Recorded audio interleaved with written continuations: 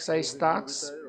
And then we move to our measure on the anti-illicit trade, which we approved way back in September, but now it has come out of the Committee on Appropriations because it has appropriations provisions.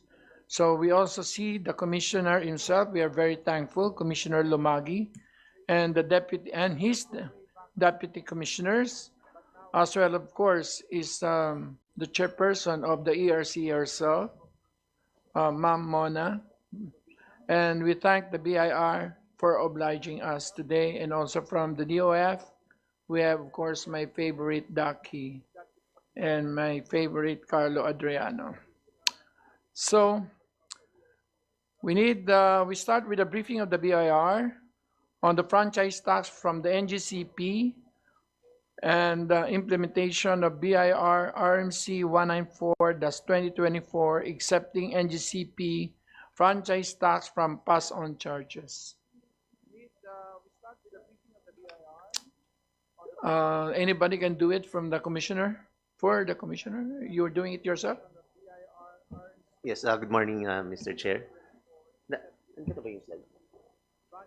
We have Sure. slides on the query on the franchise tax. Siya muna. Dapat ako. Siya na.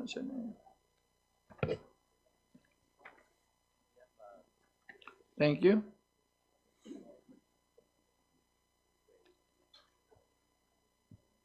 Next. Okay. So we already just to update the RMC 124-2024.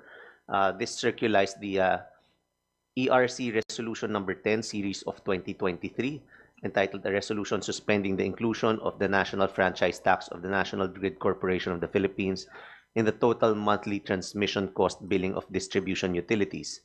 So this RMC recognizes and gives effect to ERC Resolution Number 10 Series of 2023. Next slide, please. Well, just to say that it is part of the hard work of Congressman Dago. You may continue, sir. So again, this suspends the passing on of the 3% national franchise tax by NGCP to its customers. And the legal basis is the Republic versus Meralco Supreme Court decision, which disallowed public utilities from passing on certain taxes as operating expenses to the consuming public, and such taxes must be shouldered by the income earner who receives the benefit or protection of the state, and that the same cannot be unduly passed on to the consumers by way of tariff, since said tax was paid not for the consumer's benefit but for the benefit of the business entity earning the income. Next slide, please. And this took effect on August 15, 2023, following its publication in the Daily Tribune, which is a newspaper of general circulation. And for the implementation, NGCP as the one billing the total monthly transmission cost. That's per NGCP Customer Bulletin, dated August 31, 2023. NGCP commenced the suspension of the 3% franchise tax effective August 2023 billing month. And next slide. And NGCP has been regularly paying its franchise tax to BIR. So with the issuance of the RMC, we're now implementing the ERC resolution effectively. That's it for this particular issue on RMC.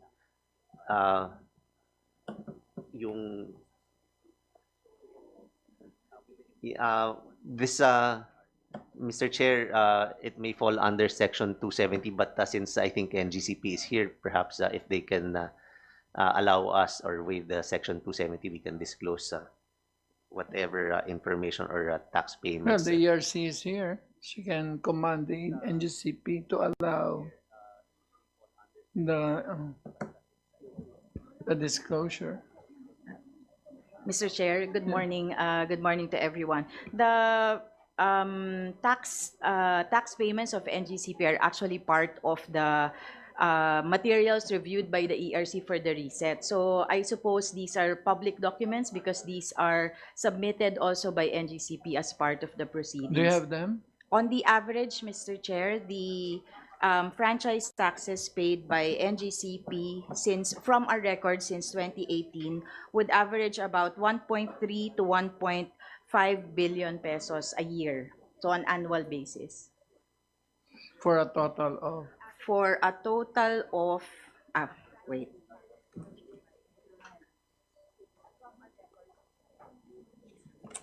From our records, Mr. Chair, from 2018 to 2016 to 2022, that would be around 21 billion pesos in franchise taxes.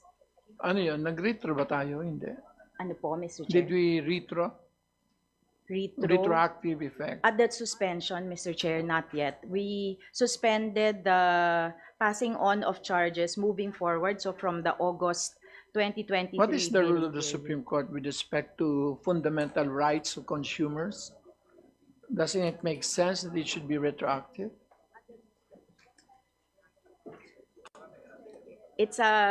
We did discuss that, Mr. Chair, the commission, but since there was an ERC resolution that allowed it in 2011, we were unanimous in the fact of suspending it moving forward, but we continue our discussions with respect to the So past from amounts. 2011 to 2018, how much is that? Sorry, Mr. Chair, it's quite, ano po yun, 2011. From 2011 to 2018, when you passed that resolution that it can be passed on, the 3% franchise tax, how much did it amount to? We don't have that, I don't have that number right now, Mr. Chair. So nothing of the 21 billion has been refunded to the consumers. None, no, there has been no refund on the franchise tax, Mr. Chair. Can you, Ma'am Santiago, I'm not your enemy, so wala pa kayong ibinabalik sa consumers? Actually, Mr. Chair, in compliance with the ERC resolution, we have suspended starting August 2023 billing, the pass-on of the 3%. Pero you don't recognize any fundamental basis for a retroactive refund? We just complied with the ERC resolution, suspending it. May I ask Starting the August ARC if you could consider that it should be retroactive? We will resume our discussions on that, Mr. Chair. Since the basis was actually an SCRA in 2002 on Meralco, wherein it excluded income tax from the computation of the rate base in computing the RORB. So in other words, it preceded 2011, or even preceded the grant of franchise to NGCP. So anyway, may I make my very long presentation on an assignment that was essentially so don't feel bad. May I make this presentation on NGCP? The key issues with the tax regime of the NGCP. Next. In terms of franchise tax, NGCP is now very unique. It is the only major power sector player not imposed SIT, VAT, and RPT. It's all no until it goes with NGCP. No, franchise tax, yes, with franchise, yes. So the rest, Aboitiz, Meralco, Maynilad, Manila Water, they're all paying SIT, they're paying RPT, they're paying VAT. Next. NGCP's franchise tax is the lowest franchise tax rates ever imposed by legislative fiat. Well, that is a policy or an affirmative policy during that time. So that admittedly, I was part of the what they call economic manager +1 of Gloria Macapagal Arroyo. So you can get a better price for NGCP. So the franchise tax was brought down to only 3% to make it more sellable. So I guess, Progress. okay. So next, mabuti na yung we correct our historical mistakes. Among the past and present owners of National Grid, only NGCP was exempted from income tax without having any conditionalities on income. Napocor is exempt, shall be non-profit, and shall devote its return. Section 13, RA 968. Transco, the net profit in any of the Transco shall be remitted to PISAM. Section 18, RA 9136. NGCP is exempt from income with no conditions on profit or income.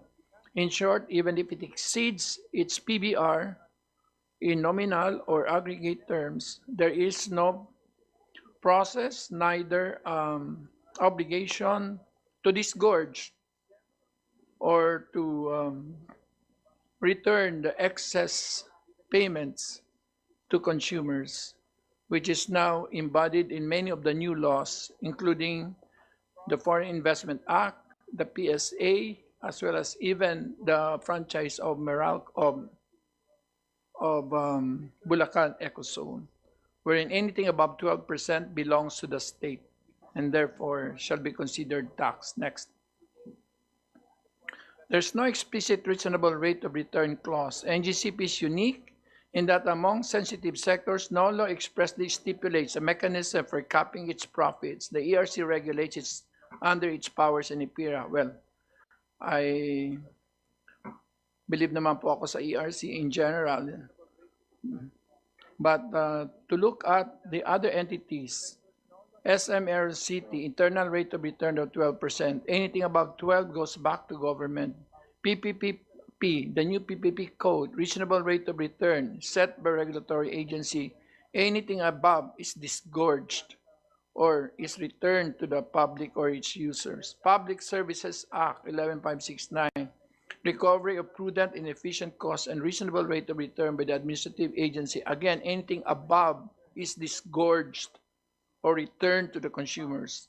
Business engaged in prime commodities, RA 7581, a fair return on investment. Price cannot be more than 10% of its price in the immediately preceding month.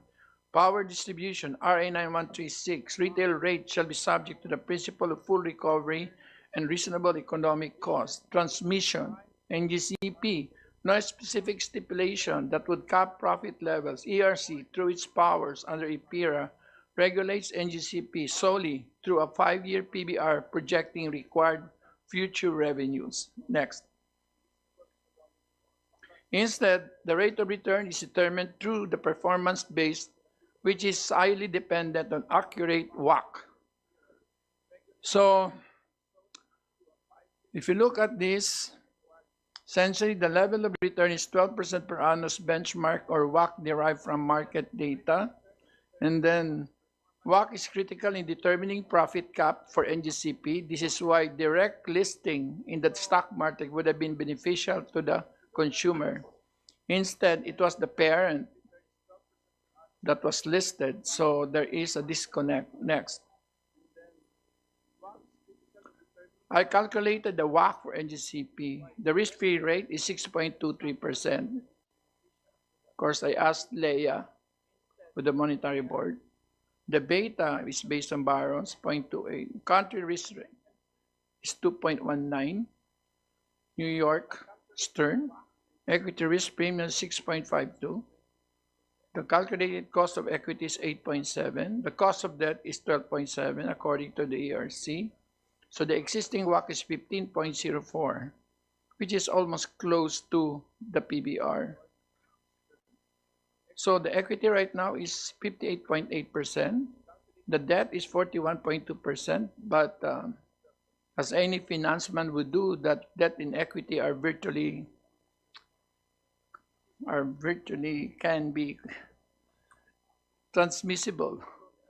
So the result of the 2023 ERC partial review is 2016-2020 WACC is 10.71, which is closer to what we found out. Next. Excess NGCP revenues. ERC preliminary review. 2016, NGCP revenue 77, ERC approved revenue 36.7. So there is a 204.3 billion that has been computed by the ERC as being in excess of its WACC.